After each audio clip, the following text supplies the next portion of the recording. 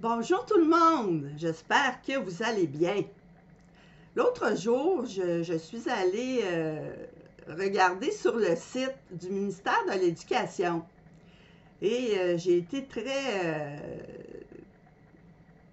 très contente et abasourdie un peu de voir toute l'importance que le ministère de l'Éducation québécois accordait aux bibliothèques scolaires.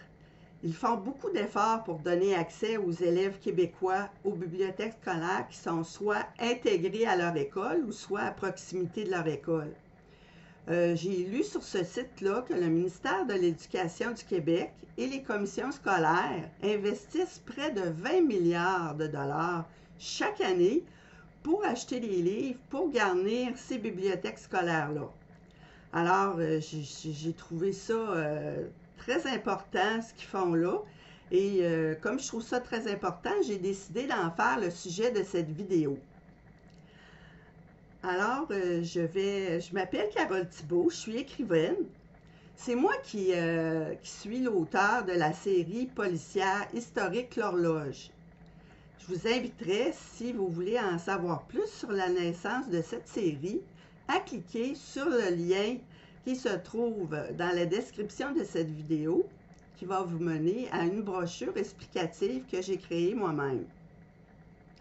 Je peux vous dire que dès mon entrée à l'école, c'est sûr que j'avais accès aux bibliothèques scolaires, et ça durant toute ma formation, et j'adorais lire. Alors, les premiers livres que j'ai empruntés se trouvaient dans les bibliothèques scolaires, et tout le long de mon parcours, j'empruntais des livres dans ces bibliothèques-là à moindre coût, parce que lorsqu'on est étudiant, on n'a pas tellement d'argent. Et là, j'ai développé mon amour pour la lecture et l'écriture, ce qui m'a permis, entre autres, de pouvoir écrire des livres aujourd'hui. Alors, c'est important de donner accès aux étudiants à des bibliothèques scolaires. Pourquoi c'est important? Tout d'abord, c'est un lieu de recherche. Ça les initie à la recherche. Ça leur montre, on leur donne accès à des ressources littéraires et documentaires multiples. Ça leur permet de fouiller dans ça puis d'aller chercher l'information requise pour leurs travaux. Ça permet de développer aussi leur sens critique.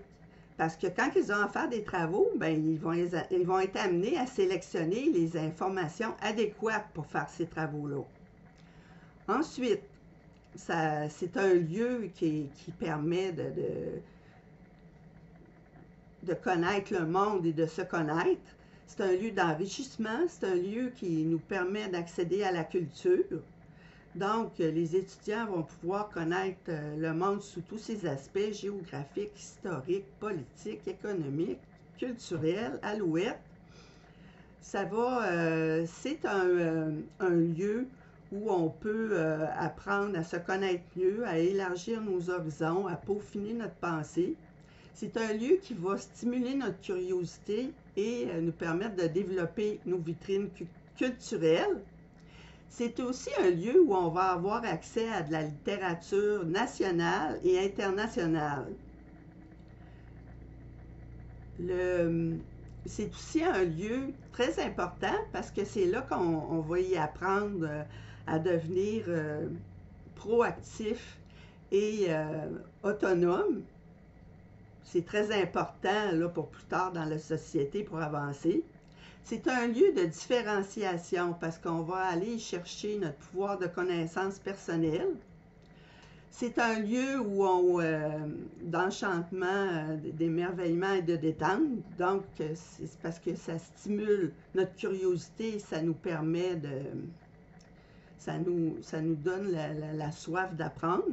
C'est un lieu d'intimité et de liberté.